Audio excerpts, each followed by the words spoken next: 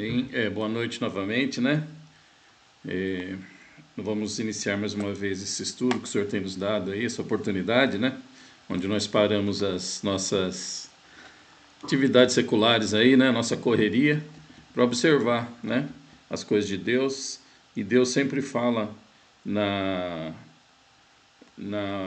procura, né? A Bíblia diz: buscar-me-eis e me achareis, né? Então, nós estamos fazendo isso hoje. Eu quero dar o bem-vindo aí à Hermínia, né? Acho que é a primeira vez que está conosco. Amém? Seja bem-vinda aqui, Hermínia. A gente não tem formalismo, tá? Então, a gente, quando você precisar, quiser interromper, né? Perguntar, acrescentar, como é que se diz? Discutir também, pode ficar brava, não tem problema, né? Nós aqui estamos aprendendo juntos, né? Então nós entendemos que toda experiência, né, humana, né, nós damos valor, né? Nós respeitamos. Então, meu ministério, inclusive, chama-se Evangelho Compartilhado, que eu acredito que é compartilhando, né, que a gente vai achando a verdadeira vontade de Deus no nosso meio. Amém? Então, glória a Deus. Nós estamos, então, olhando, estudando o Evangelho de Mateus, estamos no capítulo 5, amém? E paramos no versículo 19, né? A gente parou bastante, foi uma boa conversa a respeito do versículo 19. Eu já vou chegar nele, eu queria só recordar o versículo 17, que é aqui a tônica do que Jesus começa a fazer, o que ele faz, né? Até hoje, ele diz assim: não penseis que vim revogar a lei ou os profetas. Não vim para revogar, vim para cumprir. Então Jesus ele cumpre no sentido da promessa, né? De dar cumprimento a tudo aquilo que havia sido profetizado e dito nos Antigos Testamentos, como ele vem cumprir no sentido de confirmar, de executar algumas coisas, né? E dar cumprimento também no sentido da revelação das coisas que antes eram só leis, né? Então Deus começa usando o mundo, ou começa falando conosco através de leis, através de, como é que eu diria, só assim, não faça isso, não faça aquilo, como a gente faz uma analogia, né? Como um pai começa a educar o filho no início, ele não pode explicar muita coisa. O filho não entende, né? Ele é muito novo, então o pai começa impedindo que o filho erre, que o filho vá a lugar perigoso. Ele diz assim: não suba aí, não faça isso. E assim Deus começou a tratar com a humanidade, quando Deus, por misericórdia, resolve interagir conosco, que estávamos já perdidos no pecado, né? A lei era: aquele que pecar morrerá. Nós tínhamos pecado, né? Nós somos pecadores, todos pecaram, né? A Bíblia fala, e destituídos estão do reino de Deus. Então nós estamos aí, estávamos condenados, mas Deus inaugura uma promessa.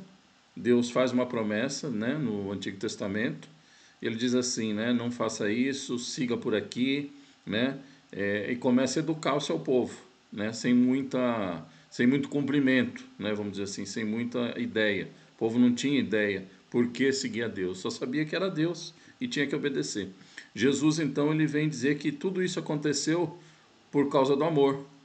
Então Deus nos disciplinou por causa do amor. Deus deu leis por causa do amor. Então Jesus veio cumprir e dar entendimento às pessoas já daquilo que, por que existia a lei, né? Porque existia aqueles mandamentos todos que eram difíceis de ser entendidos, né? Jesus então ele começa a chamar Deus de Pai. Ele diz que Deus era Pai, e nós sabemos, né? Pela a teologia, pela Bíblia, nós cremos que Deus é o Filho, que Jesus é o Filho de Deus encarnado, né? É o próprio Deus, né? É um Deus triuno, né? Deus Pai, Deus Filho e Deus Espírito Santo. Ele encarna aqui, né? Como Jesus, como Filho, para interagir conosco. Então, Jesus se revela um Pai. É um cumprimento, amém? Ele começa a se revelar como Pai. Hoje, então, nós sabemos que há um lugar para nós irmos. Nós não estamos desamparados, não somos mais órfãos, mas fomos adotados, né? Romanos 8, né? Fomos adotados por um Pai e nós podemos chamar Abba Pai, né? Que é Paizinho querido. Amém? Então, é uma história de amor. Ó, o Miguel aí. Miguel conseguiu entrar? Ô, Miguel, estava falando de você agora, tudo bem? Eu vou interromper aqui um pouquinho, gente. Pera aí. Tudo bem, Miguel? Se você tiver o microfone aí e quiser dar um oi pra gente, é bem-vindo. Ele está falando aqui pelo chat, gente. Se você quiser dar um ar da sua bela voz aí, fica à vontade, viu, Miguel? Boa noite, Miguel. Seja bem-vindo. Boa noite, tudo bom? Como é que vão? Obrigado aí. Consegui entrar agora. Estava tentando entrar e deu certo. Minha irmã estava falando aqui, essa moça bonita aqui, que fala bastante aqui, né? É de família, tá? É minha irmã. É minha irmã, a Marta. Ah, legal. Você nunca mais fez mais, né? Pelo YouTube, nem nada, né? Aí também nunca mais entrei também. Ah, sim. É porque a gente falou uma época, você estava trabalhando, né? Meio ocupado à noite. E eu também, eu não gosto às vezes você fica, né? Parece que a gente está insistindo, né? E eu não gosto de... Não. Eu sei. Né? Então, hoje, não, tranquilo. Hoje a gente teve a oportunidade de se falar, né? E sim. Aí eu convidei, muito bom que você esteja aqui. Minha irmã está falando, o Miguel tá tão famoso já, a gente não conhece. Já está tão famoso aqui no grupo. O pessoal está para te conhecer. Pois eu falo. Nunca deu certo entrar. E hoje eu disse, não, vou entrar. Vou entrar e agora estava tentando entrar e graças a Deus consegui entrar aqui. Que bênção. Que bom. Então, Miguel, eu estava falando aqui, a Hermínia, né? Ela também é a primeira vez que ela entra aqui, né? E a amiga da minha irmã, acho que reside lá também. E a gente estava falando que o nosso grupo não tem uma regra certinha. A prioridade, é claro, é estudar, né? A Bíblia, a palavra, né? Que a gente crê que é a verdade revelada para a gente. Mas acima dessa liturgia, do coisa, a gente tem as pessoas, né? A gente fez aqui, acabamos fazendo uma amizade aqui. Muitos não conheço pessoalmente, né? Aí eu conheço aqui só do chat mesmo, dessa live, né? E eu conheci o Dilson, esse rapaz aí simpático aqui que tá embaixo aqui. E o Dilson é o seguinte, a gente faz uma campanha aqui para aumentar o número de homens, sabe? A gente tem um certo predomínio das mulheres e a gente quer dar um jeito de aumentar os homens aqui. Então seja bem-vindo também. As mulheres, elas falam, vou fazer o lanche das mulheres, o encontro das mulheres lá, né? E o Dilson fica ali, ó, a carinha dele, coitado, né, Dilson? Então a gente precisa de homens aqui para igualar as pessoas aqui. Amém? A Pasquale está vindo. Olha a inveja, olha a inveja. A inveja, é mesmo, a inveja, minha amiga. Já começou. Começou. Essa aqui é a Olivia, ó, essa senhora simpática aqui também. Secretária. Ela é esposa do Dilson, esposa do Dilson, né? E o Miguel, só fala um pouquinho pra gente, a gente vai já entrar no estudo, tá? Ô, Hermínia, hoje é bagunçado porque vocês estão aqui, tá? Então, é homenagem a vocês, nós estamos bagunçando um pouco aqui. O Miguel, fala da onde você é. Aqui não é, o pessoal é mais açoriano, né? Hoje tem pouca gente aqui, né? O pessoal Então, boa noite. Eu sou português, né? Já vivo aqui no Brasil já faz praticamente 20 anos, né? Eu nasci em Lisboa, mas eu tenho Pronto, eu sempre vivi em Samora Correia, Setúbal, todas essas localidades aí. Mas eu nasci em Lisboa mesmo, né? Só nasci lá, mais nada. Tenho familiares em Lisboa, mas nunca morei em Lisboa, tá? E agora segunda-feira estou voltando para Portugal de novo, para resolver umas coisas particulares, e aí vou ficar lá uns 15 a 20 dias, aí retorno de novo ao Brasil. Olha, que coincidência. Nós estamos indo para Lisboa na terça-feira. Vocês estão indo? Vocês vão para Lisboa? Então, eu vou sair daqui meia-noite, e 40, né? Na segunda-feira, da segunda para terça, que já vai ser terça, e vou chegar na terça-feira, 10h30 da manhã, no aeroporto de Lisboa. Olha, a gente vai chegar Quarta-feira, 11 da manhã. Olha lá. Ah, é? A gente comunica depois, então, tá bom? Tá bom. Eu não sei, mas dá para alguém tá pagar almoço para alguém aí, né? Não sei. Aí você, tem que ser, né? Quem tem mais dinheiro aí, né? Bacalhau. Qualquer coisa é bom. A comida lá não é tão ruim assim, né? É boa a comida lá. Que maravilhosa a comida lá, é boa. E não é tão caro, né? Como aqui no Brasil, né? A gente vai aqui fazer uma compra. Né? Não vamos estar a comparar também euro com real, né? Porque aí, se a gente for comparar, então... Mas se a gente tiver uma vida lá, comparar uma vida de lá com o dinheiro euro e comparar uma vida com o dinheiro brasileiro, aqui é totalmente diferente. A gente aqui não consegue viver tão bem como a gente vive em Portugal com o dinheiro de português, né? Uma maneira de falar. Muita gente fala, né? Tem muito brasileiro que vai para lá e diz que é ruim, que é coisa. Não é ruim. A pessoa, quando vai para um país, ela tem que ir, como é que eu falo? Ela tem que ir preparada para saber o que vai fazer e preparada financeiramente. Não é chegar lá e eu vou levar 1.000 euros, chego lá e pronto, é tudo bonito. Não. É a mesma coisa que o português vendo chegar aqui no Brasil, né? Tudo bem que é um pouco diferente, porque a gente tem um pensado diferente de querer vir aqui para ganhar. Tem pessoas que vão também, não falam mal do brasileiro, de ir para Portugal trabalhar, só que é uma vida diferente, o dinheiro é mais caro, tudo diferente, né? É tudo diferente, né? Não estou falando mal, até porque os portugueses gostam muito do brasileiro, né? Para trabalhar, são trabalhadores, são muito honestos. Isso é real, né?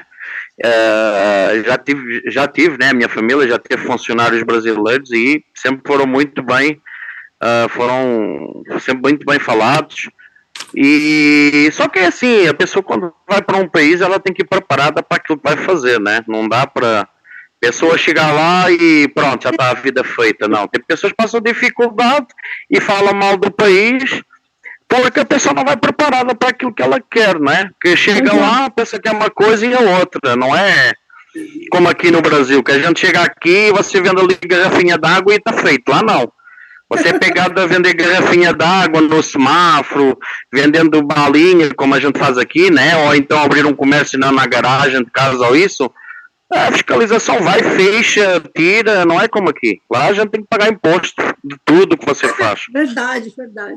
É isso. Mas pronto. Que bom. A gente conversa, quem sabe a gente se encontra lá em Lisboa, porque aí eu conheço você. Tá bom, vocês vão ficar em Lisboa mesmo, é? Sim, eu vou ficar uns 4 dias em Lisboa, depois vamos para o Açores. Vamos para os Açores. Sim. A Ilha dos Açores. Tá bom. Tá bom? Então a gente fala depois, eu pego o seu contato, tá bom? Tá bom, ok, combinado. Vamos lá estudar, Mas boa viagem e vá com Deus, tá? Isso, obrigado.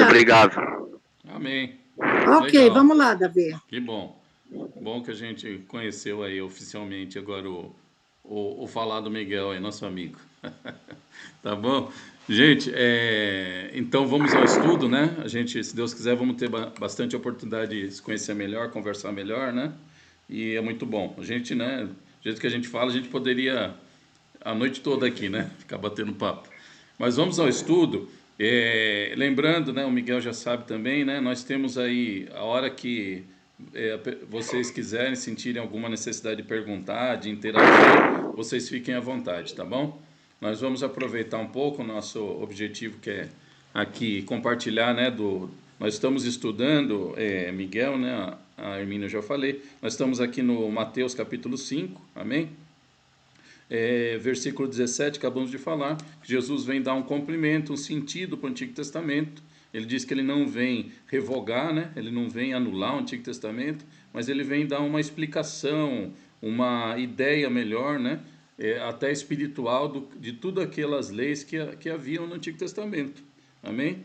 Para que as pessoas pudessem aí então entender melhor, né? E começar a ter uma revelação. A gente acredita, a Bíblia se mostra assim, Deus vai se revelando através dos tempos, né? Então você conhece Deus e você fala, você tem uma ideia sobre Deus, mas a Bíblia nos ensina que nós precisamos criar um relacionamento com Deus. Aí nós vencemos a nossa ideia inicial, aquele preconceito, aquelas resistências que nós temos. Então a Bíblia fala nós vamos falar sobre ser como criança, né? Nós precisamos perder as resistências com relação a Deus, né? Então ele vai, né? Então você confiando em Deus, ele vai se revelando mais, né? Como uma criança confia, né? Então nós vamos ver isso aqui daqui a pouco. Essa analogia que Jesus fala sobre a criança, sermos como criança, né? E então nós vamos vendo que Deus vai fazendo essa revelação conforme a pessoa vai se deixando ser instruída por Deus, né? É claro que há níveis espirituais, há entendimentos espirituais que Deus não pode revelar a qualquer um, né? Precisa ter uma intimidade, a pessoa precisa ter um relacionamento de confiança, né? Para que Deus vá então mostrando seus planos, dando direção verdadeiramente à vida das pessoas. E é isso que nós buscamos. Nós estamos aí começando, né? E vamos começar o livro Conhecendo Deus, Fazendo Sua Vontade, que é um estudo que nós fazemos, que é exatamente isso. Nós vamos aprender através desse livro, que é muito bom, né? Que eu fiz há mais de década atrás, e nós vamos fazer em conjunto, aí, se Deus quiser. Que fala o quê? Que Deus ele age constantemente ao nosso redor, mas quase nunca nós não percebemos, porque nós estamos ansiosos, fazendo as coisas, fazendo do nosso jeito, buscando resolver as coisas, e nós não percebemos o movimento que Deus está fazendo. Então, a ideia é nós aprendermos a observar, né? Respirarmos fundo, confiar em Deus, entrarmos em comunhão com o Espírito Santo, para nós aprendermos a observar o que Deus está fazendo ao nosso redor e se juntar a Ele. Amém? Visto então esse conceito, depois nós passamos o 18, nós já vimos também que nada vai sair da Bíblia, né? Nada vai mudar, nenhum tio, nenhuma vírgula, né? Então, tudo que foi profetizado, que você já ouviu, que você tem discernimento, né? Não aquele texto fora de contexto, né? Que você pega assim, Deus é ira, Deus é... Então você fala, Deus, então Deus é assim. Não, essa não é a compreensão exata de Deus. Mas quando você entende uma profecia, você entende o contexto daquilo que Deus fala, daquela promessa, e você sabe que aquilo é bíblico, que aquilo é uma verdade, ele vai se cumprir. Então nós estamos vendo agora no nosso tempo muita coisa se cumprindo, né? Que nós há uns anos atrás nunca imaginávamos que nós veríamos. Mas eu lembro da minha avó, eu pequenininho indo na igreja com a minha avó, nós estamos vendo se cumprir aquelas coisas que se falavam naquela época, né? Então, 18 fala sobre isso. O 19 foi onde nós paramos mais a semana passada, que fala sobre, nós ficamos considerando que aqui fala sobre o menor no reino dos céus, será considerado o menor no reino dos céus e o maior no reino dos céus. Então nós falamos, mas será que tem hierarquia no reino dos céus, né? Nós não vamos ser todos iguais? Aí nós debatemos sobre isso. Se você tem interesse, assista o vídeo anterior, né? Você vai ver tudo aquilo que nós conversamos, as conclusões que nós chegamos, amém? Sobre essa questão, porque é muito interessante esse pensamento. E eu só queria acrescentar alguma coisa, que eu andei pensando um pouco mais, né? A gente não para de pensar a respeito disso. Eu estava achando o capítulo 18, exatamente esse que eu estava falando, né? Ali no capítulo 18 de Mateus, nós não chegamos, estamos no 5, estamos longe, mas vou citar rapidamente porque tem a ver com esse pensamento que nós desenvolvemos aqui. Diz assim, os apóstolos ali, os discípulos estavam querendo saber como é que, né, quem seria o maior no reino dos céus. Olha o ser humano aí, né? Querendo saber quem que ia ser o bom deles, né? Jesus, quem é o melhor aqui, né? Aquela disputa, né, natural nossa, né? E Jesus, ele fala, olha, você quer ser o maior, então você tem que ser como uma criança, né? Tem que ser como um menino, né? E Jesus começa, então, a inverter a lógica do pensamento natural nosso, né? Então, quando a gente falou nesse versículo aqui de pequeno no reino dos céus ou grande no reino dos céus, a gente tem que observar um pouco o capítulo 18. Jesus ali, ele quebra a nossa expectativa, né? A gente pensa assim, poxa, eu quero ser grande, quando Jesus aparecer aqui, né, fazendo milagre, eu quero ser o braço direito aqui, né? O primeiro-ministro, né? Eu estou junto aqui, né? E Jesus vai aqui sair abraçado comigo, eu vou estar na frente dos outros, né? Aquele pensamento que nós temos naturalmente, né? É uma coisa natural. Jesus então fala, aquele que quiser ser o primeiro, que seja o último, né? Então Jesus inverte, ele começa a dizer assim, olha, se você realmente está interessado no reino dos céus, então sirva, né? Aí eu me lembro de João 3,16, Deus amou o mundo de tal maneira que entregou o seu Filho.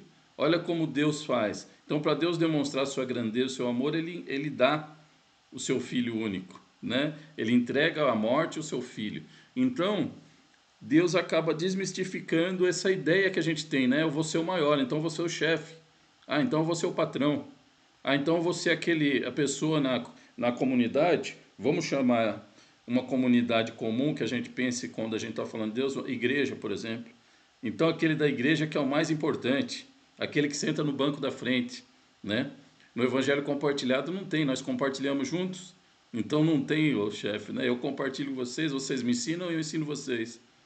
Então esse é o compartilhar, né? Jesus, ele compartilhou o pão, né? Ele dividiu o pão. Lembra como Jesus divide a ceia? Então ele se senta junto com os discípulos e ele corta o pedaço de pão e dá a cada um o seu bocado. Nós precisamos prestar atenção, irmãos, no sentido de Jesus na terra. Porque nós somos, nosso desejo é imitar Jesus, não é imitar a religião que a gente conhece. Talvez a nossa religião esteja tão engessada numa ideia de tradição, né? A tradição, eu vim lá, mas era assim. Na minha igreja, algumas pessoas sentavam na frente, aquelas que tinham cargos, as outras sentavam atrás, as mulheres sentavam do lado. Não. O meu foco, o meu material de estudo é a vida de Jesus. Amém? Jesus é o centro da minha devoção. Então Jesus é aquele que eu sirvo e que eu sigo. Eu preciso entender a motivação de Jesus. E quando você olha para Jesus, ele não se importa com isso daí. Amém? Jesus, ele fala, olha, se você está ali, se você é mais humilde, então você vai ser priorizado no reino dos céus. Você vai ser mais importante. Se você serviu mais, se você ajudou as pessoas, se você permaneceu fiel aos seus irmãos e não procurou interesse próprio, então você vai ser o maior no reino dos céus. Amém? Então talvez essa hierarquia que nós passamos aqui, quase a aula toda, a conversa toda passada debatendo, talvez esse maior no reino dos céus seja o mais humilde. É isso, existe uma hierarquia, existe uma relevância daquele que trabalha mais. Mas não no sentido que nós entendemos humanamente, mas aquele que trabalha para os outros. Aquele que não podendo dar nada, não tendo dinheiro, né? Os apóstolos, né? Pedro, os apóstolos, eles passando por uma pessoa enferma, que pedia ali uma esmola, né, passando ali pelo templo, a Bíblia conta que essa pessoa pediu ali alguma coisa, ele fala, olha, não tenho ouro nem prata, mas o que eu tenho eu te dou, levanta-te. E aquela pessoa, então, ela se ergue. O que simboliza aquilo? Ela é curada da sua doença, ela não podia andar, ela começa a andar. Amém? Então, às vezes, uma palavra, você não tem ouro nem prata, mas quando você anima uma pessoa, quando você demonstra amor por uma pessoa, e aquela pessoa está prostrada, ela não consegue andar, e você permite que aquela pessoa ande espiritualmente, que aquela pessoa saia da prostração e se levante, você está fazendo a obra de Deus. Amém? Você está, então, compartilhando. Então, aquilo é o que Deus olha. Amém, irmãos? Não é a motivação de quanto você tem, é a motivação que Deus olha. Olha aí a Madalena, quanto tempo. Bem-vinda, Madalena. Tudo bem? Então, tudo bem. Desculpa, mas no princípio do mês é sempre um bocadinho mais difícil. Mas eu cheguei. Amém, amém. Nós vamos falar pouco hoje, que nós conversamos um monte aqui com o Miguel, conhecemos o Miguel, você não estava, perdeu, tá? Depois você assiste aí. Então nós vamos... Eu assisto sempre. Nós vamos para o estudo aqui e depois a gente conversa mais, tá bom? Vocês sabem que eu tenho a noite toda para conversar, mas vamos priorizar o estudo para a gente não perder aqui o sentido, né? Eu só queria dar o bem-vindo para você que estava com saudade. Amém? Então vamos lá. Eu também, obrigada. Então, gente, quando então nós temos aí essa questão de relevância no reino dos céus, o raciocínio não é humano. Você lembra que a Bíblia diz assim que a sabedoria do homem é loucura para Deus? Né? As coisas humanas são loucura para Deus, e as coisas de Deus são loucura para os homens. Então o raciocínio é bem diferente, né? Nós precisamos raciocinar espiritualmente, né? O homem espiritual, ele pensa diferente do homem material. Enquanto nós não mudarmos a nossa mente, nós nunca vamos poder mudar as pessoas. Nós reclamamos que não há amor mais na igreja, que não há mais fraternidade, né? Na comunhão entre os cristãos, entre as pessoas que buscam a Deus. Há muito engano, há muita mentira. Nós reclamamos disso. Mas será que nós mudamos, né? Eu primeiro mudo, né? Será que eu estou oferecendo a minha outra face ou estou lá brigando, né? Hoje só falta as vias de fato, né? Às vezes, em algumas questões entre cristãos. Nós precisamos recuperar o Espírito de Cristo. Amém, irmãos? Então, nesse sentido, eu parei de novo no 19. Acabou 19. Prometo que eu não volto mais. Amém? Vamos andar então. Vamos aproveitar ainda o nosso tempo. Nós temos ainda uns 20 minutos. Vamos lá. Irmãos, versículo 20. Evangelho de Mateus, capítulo 5, versículo 20. Vamos lá. Diz assim: porque vos digo que, se a vossa justiça não excederem muito a dos escribas, fariseus, jamais entrareis no reino dos céus. Amém? Todos sabem aí quem é o escriba e fariseus, quem eram os escribas? Não sei se todos sabem, mas rapidamente. Havia vários grupos na comunidade dos judeus, dos religiosos ali, né, da época, amém? Assim como há hoje vários grupos, não tem? Hoje nós temos pessoas, organizações ou grupos que são mais ligados a manifestações sobrenaturais, a cura, né, ao espiritual, a revelação, a palavra, a oração, oram em língua, são fervorosos, né, cantam, gritam, brigam não, perdão.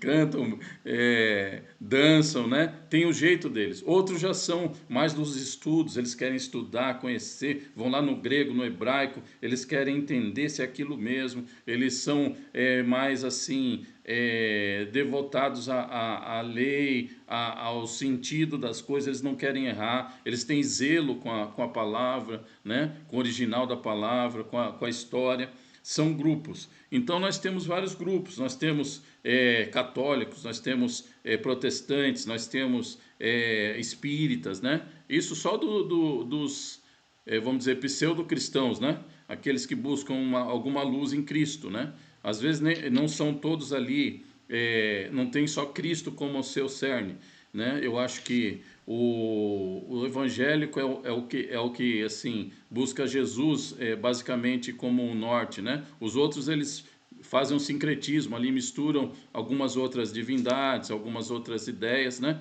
Mas amém, nós não estamos aqui julgando nem dizendo sobre religiões, nós estamos só definindo que há diferentes formas de você entender o evangelho hoje, amém?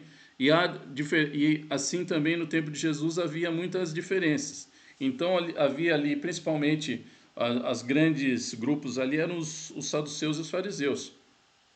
Os escribas aqui que ele usa, os escribas e os fariseus. Os escribas eram aqueles que, né, escreviam ali a lei, eram os doutores da lei, né? Eles tinham ali a incumbência de fazer as cópias do Antigo Testamento, dos livros todos, né, sem errar nada. Eles tinham ali uma grande zelo por aquilo. E os fariseus eram ali também um outro grupo, né? Muito também ligado ao entendimento e ao zelo pela lei, né? Os fariseus, eles cumpriam a lei ali à risca, né? Então, Jesus ele entra num certo conflito porque ele via os fariseus fazendo, ele não diz que os fariseus eram pessoas más, não, Jesus não diz isso, mas muitas vezes ele entra no espírito do farisaísmo que ele combate, é aquele espírito legalista, né? Que a pessoa quer fazer a obra, quer fazer aquilo que está escrito, mas ela passa por cima das pessoas, ou ela não entende que as pessoas, né? A lei foi feita para as pessoas e não as pessoas feitas para a lei, né?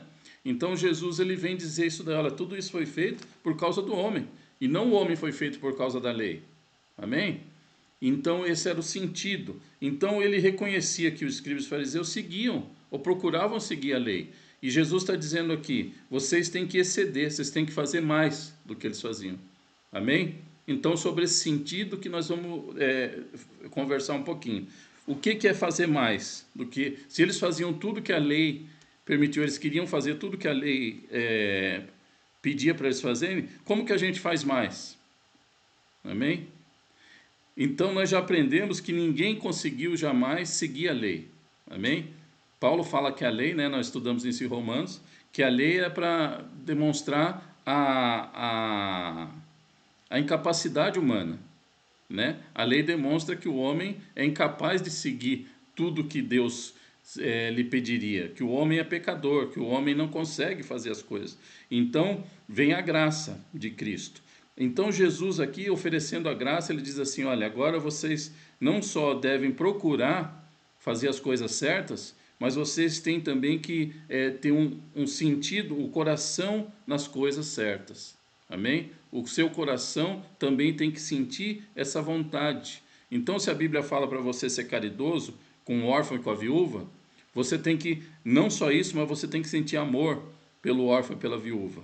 Você tem que desenvolver uma empatia. Amém? Então, Jesus começa a colocar ali um sentido de que eles precisam exceder ali o legalismo. E eles precisam começar a participar com a sua alma. Amém? Com o seu coração das coisas. Então, esse é um início do ensinamento de Jesus, que ele colocava ali o sentido, o coração das pessoas também, né, fazendo parte da exigência de Deus. Né? Nós lembramos de Oséias 6,6, né? Misericórdia quero mais que sacrifício, né?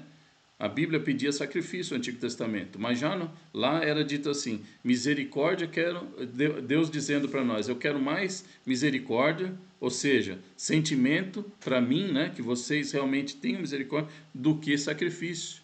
Agrada mais a Deus você sentir amor, você sentir compaixão, do que você fazer alguma coisa que custe, né, materialmente falando, do que você dar uma oferta, por exemplo, sem amor. Amém? Então a oferta sem amor, ela não tem valor no cristianismo. Jesus começa a dizer que a oferta da viúva, por exemplo, é a melhor oferta. Né? Vocês lembram? Nós vamos chegar na oferta da viúva. A oferta da viúva é aquela senhora que não tinha nada, mas ela pega umas moedinhas ali, o que ela tem dá. E Jesus observa aqui e fala, olha, essa deu a melhor oferta, porque ela deu tudo. Ah, mas ela deu quase nada, mas era o que ela tinha, né? Então Jesus começa a dizer o que custa, né? O evangelho custa você se envolver com as pessoas. Por isso que eu digo que não dá para a gente fazer o evangelho do nosso, né, estudando a Bíblia em casa sozinho e deixando as pessoas morrerem. Nós precisamos compartilhar aquilo que nós recebemos, né? Quando nós vamos ler a ceia lá, eu gosto do início do Paulo fala perdão, 2 Coríntios, Paulo fala, né? 2 Coríntios 11, 23, é isso? Faz tanto tempo que eu não ministro a ceia, né? 2 Coríntios 11, 23, diz assim, que recebi do Senhor o que também vos entreguei, né? Aí ele começa a falar sobre a ceia. Eu gosto desse início. Ele fala, eu recebi do Senhor o que eu estou entregando agora, né? Tem outro versículo que diz assim, de graça recebeste, de graça dai. Esse é o compartilhar. Então Jesus está dizendo assim, mais do que os fariseus, vocês precisam agora fazer mais. Amém? Glória a Deus. Então, sobre isso, versículo 20. Vamos lá. A partir do 21, irmãos, vamos ver se a gente consegue finalizar os 5 hoje? Não sei. A partir do 21 diz assim, Jesus começa então a dar um entendimento, né? As leis antigas. Jesus começa a colocar essa exigência maior. Então Jesus ele veio cumprir no sentido de dar um entendimento que o Antigo Testamento não dava para as pessoas. E Jesus então começa a dar um entendimento superior, né? Assim, vamos dizer, de alma, né? As pessoas precisam entrar agora com a sua alma e participar do Evangelho com a alma, né? Da vida dos irmãos, né? Dos co-irmãos. Então, vamos ler aqui que fica mais claro, né? O que Jesus está dizendo. Versículo 21. Ouviste que foi dito aos antigos, não matarás, e quem matar estará sujeito a julgamento. Eu, porém, vos digo que todo aquele que sem motivo se irar contra seu irmão estará sujeito a julgamento. E quem proferir um insulto a seu irmão estará restrito a julgamento no tribunal. E quem lhe chamar tolo estará sujeito ao inferno de fogo. Amém? Então Jesus está dizendo assim, olha, quem se irá, né? Até agora vocês achavam que se vocês matassem, vocês iam estar condenados. Vocês iam estar... Você vê que o julgamento que Jesus está preconizando aqui, é claro que havia ali, né? Como eu falei, a gente já conversou, o Estado ali era teocrático, né? Então, os rabinos, eles tinham poder de polícia, né? Civil, vamos dizer assim, né? Então, eles podiam condenar algumas pessoas por crimes. Se ali você fizesse alguma coisa contra a religião, a lei da religião era a lei civil, né? Então, você era condenado, você ia para uma prisão, você podia até ser apedrejado, não é isso?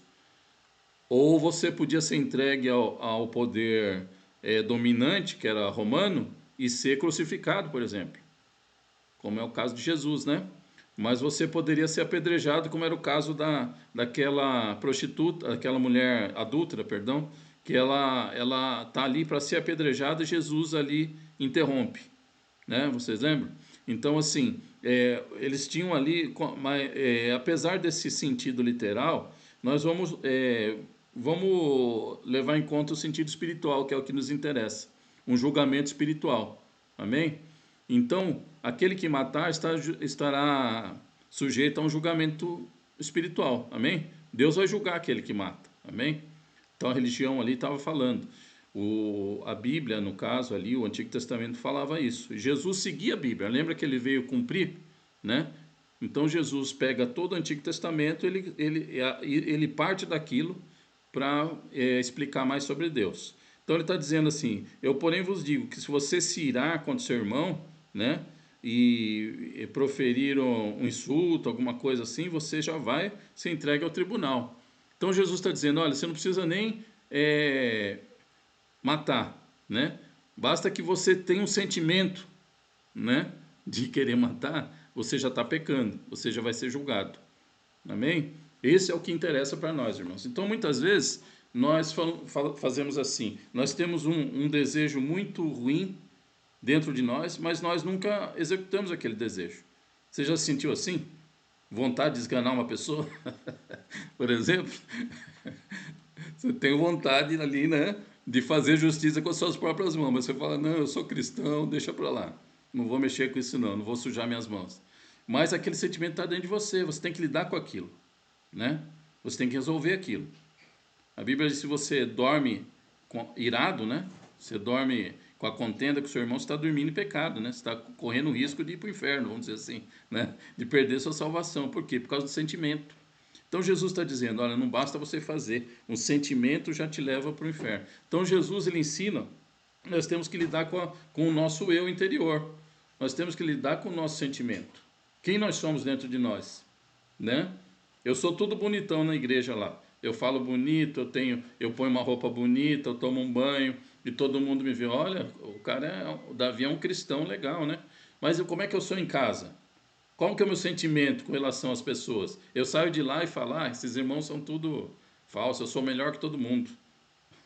Então, Deus está olhando isso daí. Deus está olhando a minha motivação. Se eu amo verdadeiramente aquelas pessoas com quem eu convivo, ou se eu só faço uma carinha bonita, né?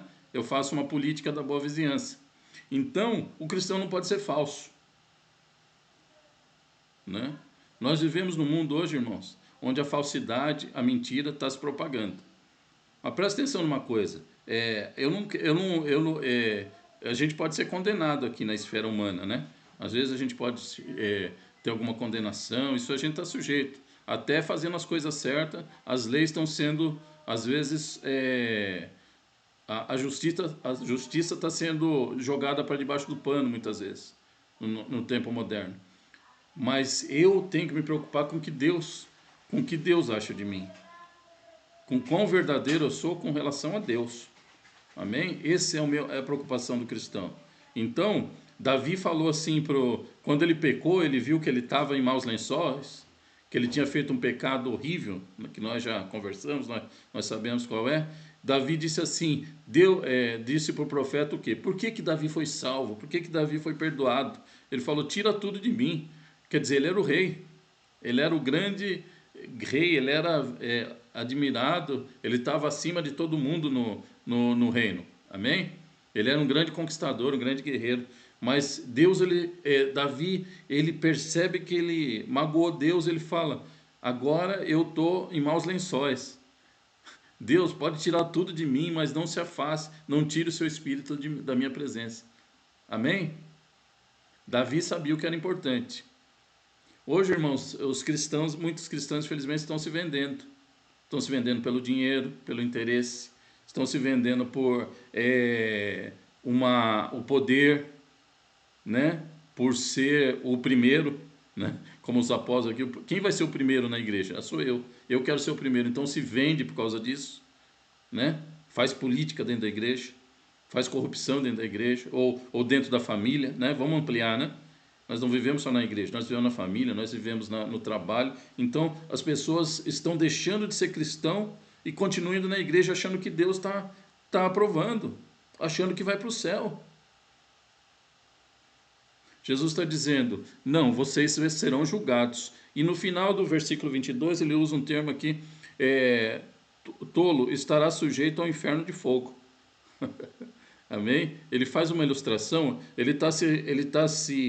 aqui o termo grego que ele usa é Geena, né? Que vem do vale do Ginon, né? É um lugar literal lá acho que é no sul de Jerusalém, que era um lugar onde o povo de Deus começou a sacrificar os seus próprios filhos ali para o deus Moloque. O povo se desviou e começou a sacrificar os seus filhos para o deus Moloque. Havia ali um sacrifício proibido por Deus, né? De sacrificar ali seus filhos. E então aquele lugar ficou amaldiçoado. Depois veio a ser um lixão, né? Da cidade. E ali havia muitos ossos de animais, tudo, né? E havia um fogo que consumia aquele lixo todo. O fogo ele ficava dia e noite ali, porque era muito lixo, né? Da cidade. Então aquilo deu ilustração ao termo inferno. Um dos sentidos da Bíblia, que a Bíblia usa para inferno, é Ginon, Geena, né? Que vem do vale do Ginon. Amém? Quando Jesus está dizendo isso aqui, Jesus está dizendo literalmente, para que as pessoas entendam o que reserva a pessoa que se perde no caminho. Amém? Ela não se perdeu na religião, ela não deixou de fazer o que o líder religioso pediu, o pastor, o padre, o pai de santo, o rabino. Não é esse o pecado das pessoas. O pecado da pessoa é magoar o coração de Deus. É não amar o próximo como a si mesmo. Então aquilo levou as pessoas, então, Jesus está falando sobre isso. Então as palavras de Jesus são muito amorosas, mas muito profundas, né? Hoje, o que o diabo, o que o inimigo está fazendo com a mente das pessoas? Ele está fazendo com que as pessoas achem que o inferno, um pensamento moderno, que você vai ser aceito em qualquer rodinha de intelectual por aí, né?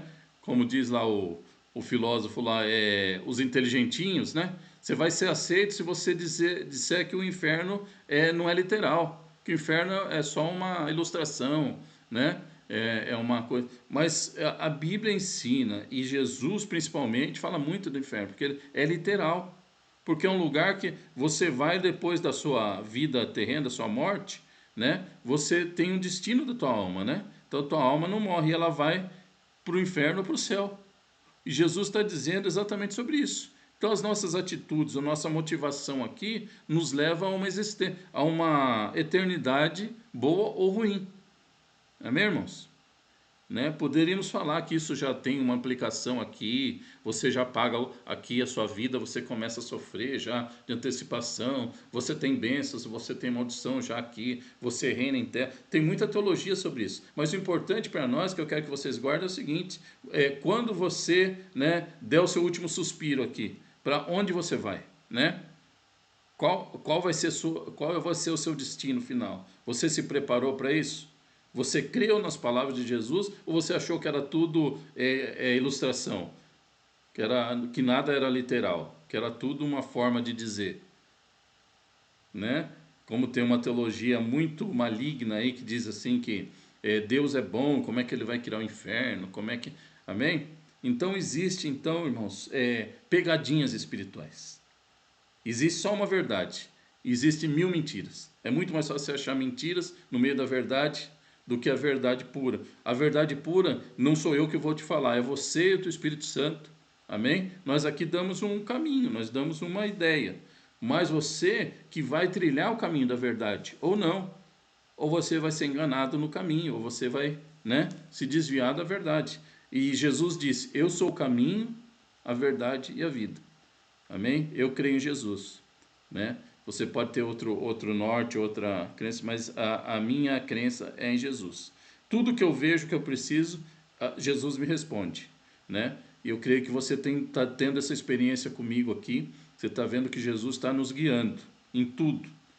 Deus tem nos acalmado nosso coração, né? De todas essas coisas que nós vivemos. Nós estamos vivendo em tempos difíceis, de perseguição, de falta de amor, no mundo, uma mudança do mundo, mas Deus tem nos segurado com amor.